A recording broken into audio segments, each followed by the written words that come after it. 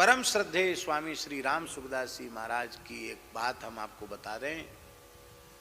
वे ऋषिकेश में विराज रहे थे और मेरे ऊपर उनका बहुत स्नेह था, बहुत कृपा थी, अत्यंत कृपा थी। तो हम उनके कक्ष में ही थे, तो स्वामी जी बोले लोग गुरु बनाकर नरक जा रहे हैं। तो मुझे तो अच्छी नहीं लगी ये बात। भाई हमारे यहाँ तो गुरु परंपरा है, तो स्वामी जी जैसे महापुरुष बोल रहे हैं कि लोग गुरु बना के नरक जा रहे हैं। तो मैंने प्रार्थना की, मैं महाराज जी, स्वामी जी आपकी जो वाणी है उसका आशय मेरी समझ में नहीं आया। क्या आप गुरु परंपरा का विरोध कर रहे हैं? तो हंसने लगे, बोले नहीं नहीं, मैं भी राम स्नेही परंपरा का साधु हूं, हमारी गुरु परंपरा है, हम गुरु परंपरा के बिल्कुल भी विरोधी नहीं हैं। हम जो बात कह रहे हैं उस पर ध्यान दो। यदि गुरु पादाश्रय ग्रहण कर लिया है तो गुरुदेव की वाणी से जो निकले, मंत्र मूलम गुरोर वाक्यम और मोक्ष मूलम गुरु कृपा, गुरु का वचन ही मंत्र मूल है। भूलकर स्वप्न में भी गुरु की अवज्ञा न हो जाए, उनकी आज्ञा की अवहेलना न हो जाए, इतनी सावधानी रखे तो शिष्य शिष्य नहीं रह जाएगा, गुरु हो जाएगा। मरने के बाद मुक्त नहीं, जीवन मुक्त हो जाएगा। लेकिन वर्तमान समय में चेले तो बहुत बन रहे हैं, पर सब मनमुखी हैं, सब गुरुजनों की अवज्ञा कर रहे हैं, आज्ञा का उल्लंघन कर रहे हैं। इसलिए हम कहते लोग गुरु बना के नरक जा रहे हैं। हमने कहा अब समझ में आ गया, अब कोई संदेह नहीं।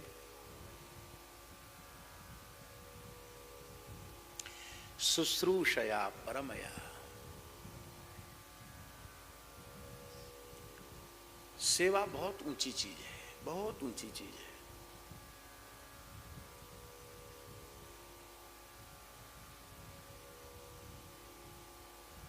सेवा में प्रश्न चिन्ह नहीं है। आप कहेंगे ये संभव है क्या? अभी भी संभव है। आप लोगों ने नर्मदा खंड के एक महान सिद्ध संत का नाम सुना होगा, श्री धूनी वाले दादाजी, खंडवा वाले धूनी वाले दादाजी, बड़े सिद्ध पुरुष थे। उनकी परंपरा के एक महापुरुष हैं जिन्हें वर्तमान में छोटे सरकार कहा जाता है। वो अपने गुरु महाराज की सेवा में थे, जिनको लोग बड़े सरकार कहते थे। गुरु महाराज भी विलक्षण थे। इंदौर में जहाँ स्थान है दादा दरबार, वहाँ श्मशान था, वहाँ आकर बैठ गए। तो 18 वर्ष तक खुले आकाश के नीचे ही बैठे रह गए। कितने वर्ष तक? और बड़े आश्चर्य की बात है, 18 वर्ष तक कुछ खाया पिया भी नहीं उन्होंने। यहां तो विज्ञान फेल है। लोग लाते थे, धूना चैतन्य रहता था, कपड़ा लाया वो धूना में डाल दिया, भोजन लाया धूना में डाल दिया, कोई चीज लिया सब धूना में स्वाहा, कुछ नहीं, दिगंबर नंगे। एक गाय थी, उसको वो जीजा महारानी बोलते थे, जीजा महारानी गौ माता। वो कई बार बहुत तेज गर्मी जब होती थी तो वो उनके ऊपर आकर खड़ी हो जाती थी उनको बचाने के लिए। स्वयं धूप में खड़ी, अपनी छाया में उनको ले लिया।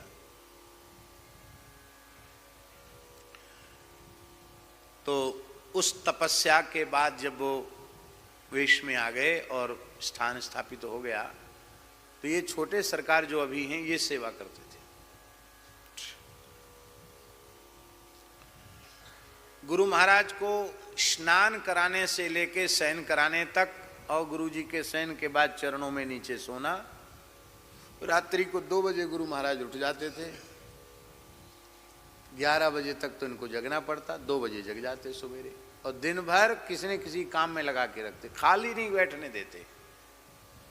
कुछ नहीं तो गड्ढा खोदो, पेड़ लगाओ, झाड़ू लगाओ, लकड़ी फाड़ो, शांत नहीं रहने देते, खाली बैठने नहीं देते।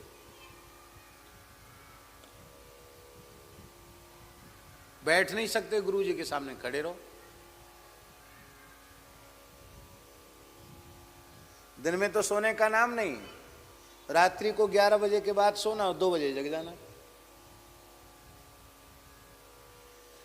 तो एक दिन ये छोटे सरकार जो हैं अभी हैं, तो एक दिन बेचारे थोड़े थके हुए थे, उनको बड़ी जोर की आलस आया कि दिन का समय था, और खड़े खड़े उन्होंने ऐसे अंगड़ाई लिया, जमाई लिया महाराज जी। तो गुरु महाराज उठे, एक थप्पड़ जमाया, इतनी जोर का थप्पड़ था गुरु महाराज का कि वो खड़े के खड़े उलट गए, नीचे गिर गए। एक बार तो माथा शून्य हो गया 1.5-2 मिनट के लिए, इतनी जोर का तमाचा था, आंखों के सामने अंधेरा छा गया। फिर उठ के खड़े हुए, मन में सोचने लगे गलती तो कुछ हुई नहीं, गुरुजी ने प्रसाद कैसे दे दिया। मन में सोचने लगे, तुरंत गुरुजी बोले गलती करते फिर गलती स्वीकार नहीं करते। हमारी सेवा में तुम हो तो तुम्हें आलस्य कैसे आया, जमाई कैसे आई,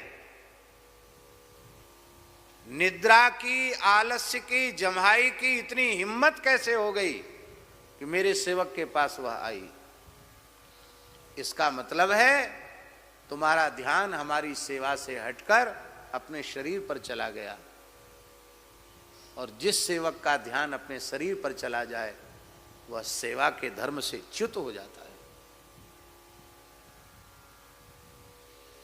कहते वो थप्पड़ ऐसा पड़ा कि जब तक गुरु महाराज का देह रहा, बोले मैं बिल्कुल भी न सोऊं 24 घंटे में, तो भी मुझे गुरुजी के विद्यमान अवस्था में कभी हमको जमाई तक नहीं आई।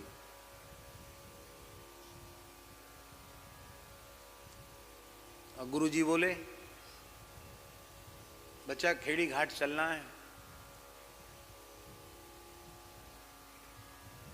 तो रोज तो 2 बजे जगाते थे, आज 12 बजे रात को ही जगा दिया। और जगाने के बाद बोले स्नान करा, स्नान कराए, बोले धूना चेतन कर हवन करेंगे, हवन किया, टिक्कड़ बना, टिक्कड़ बनाए। अब उनका नियम था, वो रात में कहीं जाते नहीं थे, रात्रि में यात्रा नहीं करते थे महाराज। पर इन्होंने ये नहीं पूछा कि आप तो रात में चलते ही नहीं, आप रात में गाड़ी तैयार करने को क्यों बोल रहे हैं, और आपके उठने का तो ये समय हुआ नहीं, कुछ नहीं, जो आज्ञा जैसा बोलते चले गए वैसा करते चले गए। और 2 बज गया, 2 बजे पाया उन्होंने, और बचा हुआ का पा लिया। गाड़ी तैयार है, वही गाड़ी चलाते थे, ड्राइविंग भी वही करते थे छोटे सरकार। बोले हाँ हजूर साहब गाड़ी तैयार है। बोले अच्छा सो जा। तो फट से ये सो गए, अपने भी सो गए। सवेरे 5 बजे उठे, तो 5 बजे वो चाय लेते थे, ये पहले ही उठ गए, उठ करके स्नान आदि करके और महाराज के लिए ठीक 5 बजे चाय बना के ले आए। चाय पीने के बाद मुस्कुरा कर देखा, बोले हम लोग योगी हैं, जाना न जाना हमारे मन की बात है, हम तो ये देख रहे थे तुम हमारी आज्ञा पर कितने दृढ़ हो। मैं रात्रि में नहीं चलता, पर तुम्हारे मन में भी ये बात नहीं आई कि गुरुजी आज रात में जाने को कैसे बोल रहे हैं। ये हवन का समय नहीं, पर गुरुजी हवन क्यों कर रहे हैं, ये बात तुम्हारे मन में नहीं आई। ये भोजन का समय नहीं, पर गुरुजी ने भोजन क्यों किया, और ये भी तुम्हारे मन में नहीं आया कि हमको रात भर से नचा रहे हैं, सोने दिया नहीं, गाड़ी धो, यूं करो त्यों करो, और जब जगने का समय तो कहते सो जाओ। तो तुम आज्ञा पालन में पूरे खरे उतरे, इसलिए आज हमने 100 में 100 नंबर दे दिए। क्या बोले? 100 में 100 नंबर दे दिए। इसलिए गोस्वामी तुलसीदास जी ने कहा, आज्ञा समन सुसाहिब सेवा। आज्ञा पालन ही सबसे बड़ी सेवा है।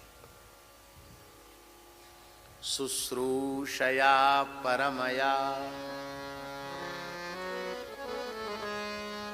जो चीज अपने साधन से कई जन्मों तक साधन करने से नहीं मिलेगी, वह चीज, वह उससे भी उत्कृष्ट वस्तु केवल सेवा से प्राप्त हो जाए। सेवा करे तो सही कोई। सेवा का स्वरूप क्या है? रुचि ले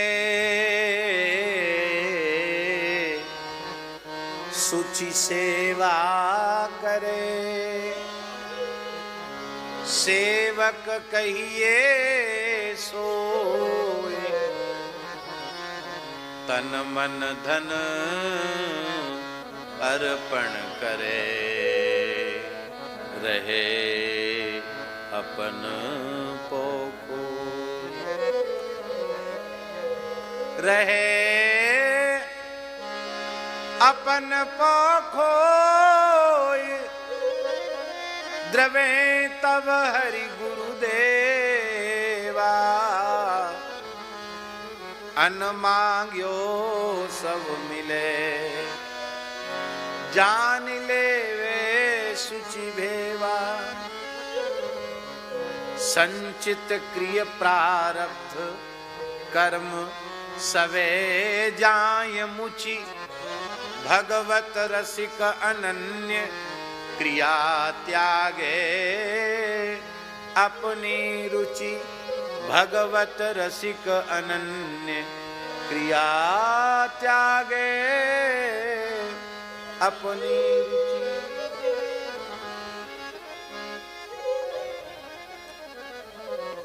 सेव्य की रुचि का विचार करें, सेव्य की प्रसन्नता किसमें है।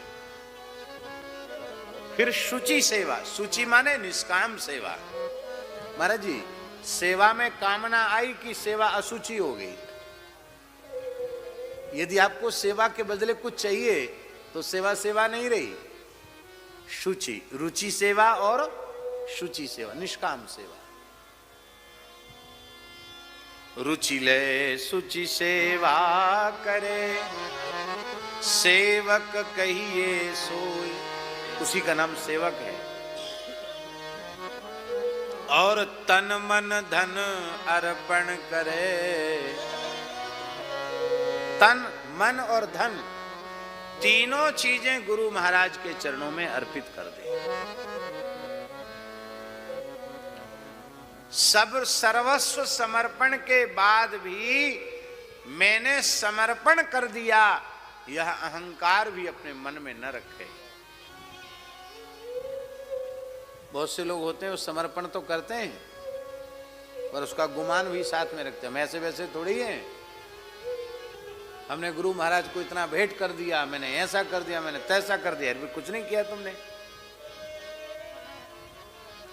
एक महात्मा बहुत अमीर परिवार से आए थे, तो साधुओं में कुछ न कुछ खटपट तो हो ही जाती है, गुरु भाइयों में। तो कई बार कहते थे वो, क्या बात करते हो हमसे, भूखे नंगे घर से चले आए, भूखे मरते थे, तब आके साधु बने हो। लाखों करोड़ों की जायदाद पर ठोकर मार के आया हूं, लात मार के आया हूं, ऐसे वैसे साधु बना हूं, ऐसी लंगोटी लगाई है। उनके गुरु महाराज के कान में बात पहुंच गई। उन्होंने बुलाया, बोले हम सुन रहे हैं, क्या तुम ऐसा बोलते हो? नीचा सिर कर लिया। हाँ, ये बोलते थे, जब गुस्सा आती तब यही बोलते हैं। बोले बच्चा, ये अहंकार छोड़ दो कि मैं लाखों करोड़ों पर लात मार के आया हूं। आया नहीं है, तेरी लात अभी वहीं चिपकी है, तेरी लात वहां से छूटी नहीं है, अभी तू साधु बना ही नहीं। साधु बन के बार बार कहना कि मैं ब्राह्मण हूं, मैं क्षत्रिय हूं, मैं वैश्य हूं, मैं अमुक हूं, मैं तमुक हूं। अरे भैया, अब साधु हो गए, अच्युत गोत्रीय हो गए, अब तुम्हारी वल्दियत बदल गई। पिता के नाम से वल्दियत नहीं है, अब गुरु जी के नाम से वल्दियत है। फिर भी तुम उसी अहंकार में जी रहे हो कि हम अमुक हैं, हम तमुक हैं। क्या छोड़ा तुमने? कुछ नहीं छोड़ा। अभी तुम साधु बने कहां? साधु बने नहीं, तब साधु बनोगे जब चिपकी हुई लात वहां से छूट जाएगी। ये भूल जाओगे कि मैं किस परिवार का बालक हूं। अब तुम यहां नहीं रह सकते। गुरुजी गलती हो गई। गलती नहीं, प्रायश्चित करो। क्या प्रायश्चित? बोले पूरे भारतवर्ष के तीर्थों में मौन होकर राम नाम लेते हुए विचरण करके आओ, पैदल पैदल। 4 धाम सप्तपुरी चारों खूंट घूम के आओ, इसके बाद मेरे सामने आना। और वो दंडवत करके चले और लौट के आते आते तो सिद्ध हो गए। ये हमारे पुराने संतों की बात थी। इसलिए तन मन धन अर्पण करे रहे। अर्पण करने के बाद छोड़ के जाए नहीं, वहीं रहे। कैसे रहे? अपन पो खोए। अरे गुरु जी के पास तो कुछ नहीं था, छप्पर में रहते थे, हमने महल बना दिया।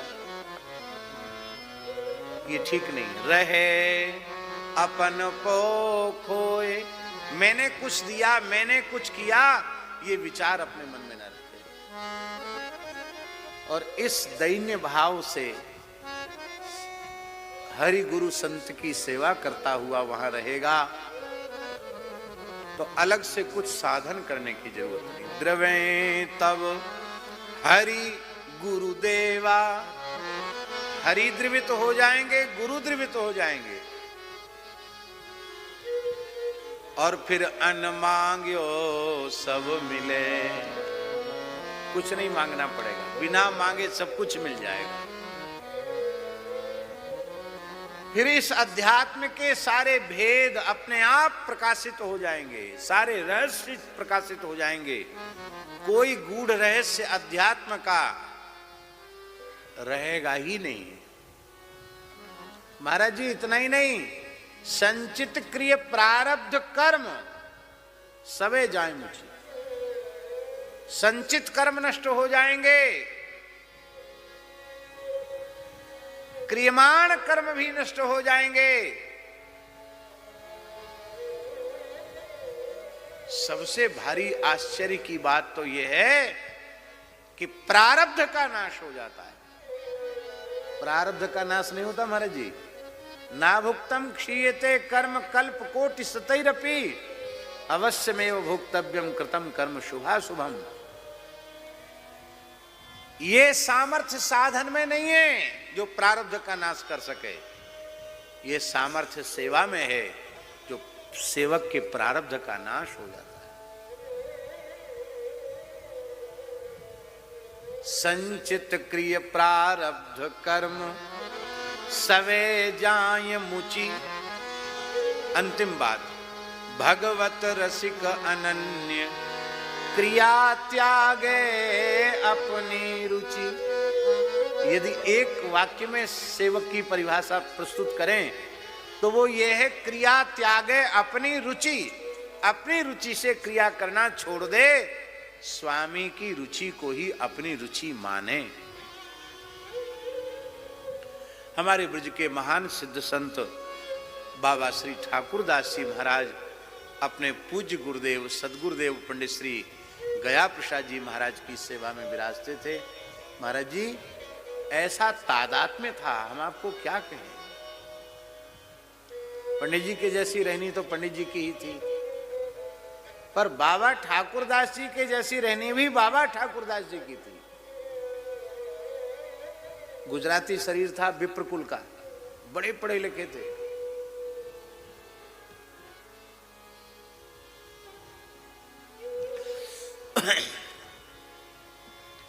और कितनी ठंड पड़ती है ब्रज में, गिरिराज जी में भूमि में सो जाते थे, न कुछ बिछाना न कुछ ओढ़ना, मुश्किल से 1.5-2 घंटे। और पंडित जी को जब प्यास लगती थी तो उनके बिना कहे उनको अनुभव हो जाता था, पंडित जी को प्यास लगी है। तो किसी वैद्य ने कहा था पंडित जी को ताजा जल पिलाओगे तो ज्यादा स्वस्थ रहेंगे। तो एक बगीची थी दूर, वहां पानी कुआ, बाबा दौड़ते हुए वहां जाते और बाल्टी भर के ताजा पानी लेके आते और छान करके जल महाराज को पिलाते।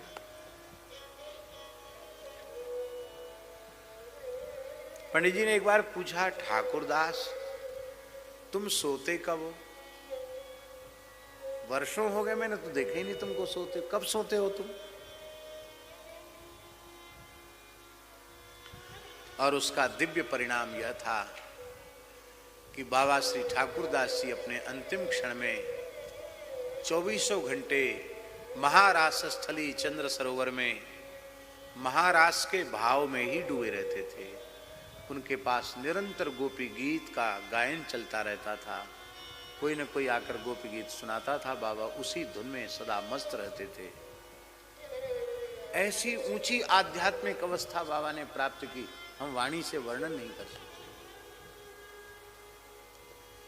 ये किसका परिणाम था? ये साधन का परिणाम था कि सेवा का? ये सेवा का परिणाम। बड़े दुख के साथ ये कहना पड़ रहा है, हमारे संतों में तो सेवा ही, कैंकरी ही हमारी पूंजी थी, लेकिन धीरे धीरे धीरे धीरे धीरे धीरे सेवा भाव, जय सिया राम, नष्ट होता चला जा रहा है। जो कुछ सेवा करते भी हैं वो भी सेवा के भाव से नहीं, ड्यूटी के भाव से, सेवा के भाव से नहीं।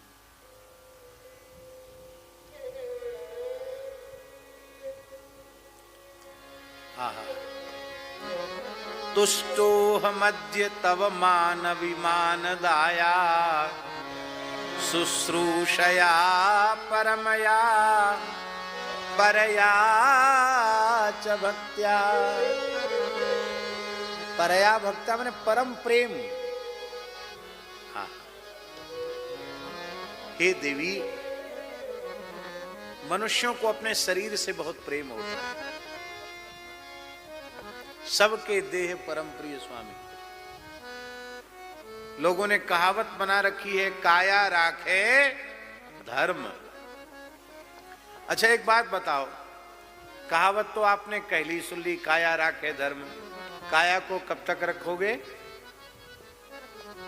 ये रहेगी? ये रहने वाली है? चाहे जैसे टॉनिक पी लो, चाहे जैसा अवलेह चाट लो, और चाहे जितना कायाकल्प कर लो, ना बुढ़ापे से बच सकते हो ना मृत्यु से बच सकते हो, मरना पड़ेगा। मरे बिना नहीं बात बनेगी, मरना पड़ेगा।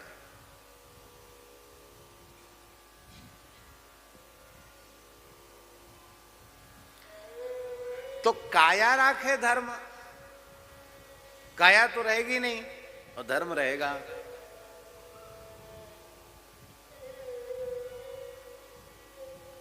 इसलिए काया राखे धर्म, ये जो कहावत बनाई हुई है, ये उन लोगों ने बनाई है जो देह को ही आत्मा मानते हैं। महाभारत में लिखा है, धर्मो नित्यः सुख दुखे त्वनित्ये। इस शरीर से धर्माचरण किया जाता है, वह धर्माचरण नित्य है, और इस शरीर को प्राप्त होने वाले सुख दुख अनित्य हैं। इसलिए अनित्य की उपेक्षा करके नित्य का आदर करना चाहिए। क्या? अनित्य की उपेक्षा करके नित्य का आदर। ये देह अनित्य है, इसकी उपेक्षा कर दो, पर साधन की उपेक्षा मत करो, सेवा की उपेक्षा मत करो, बस काम बन जाएगा। बोलो भक्तवत्सल भगवान की जय।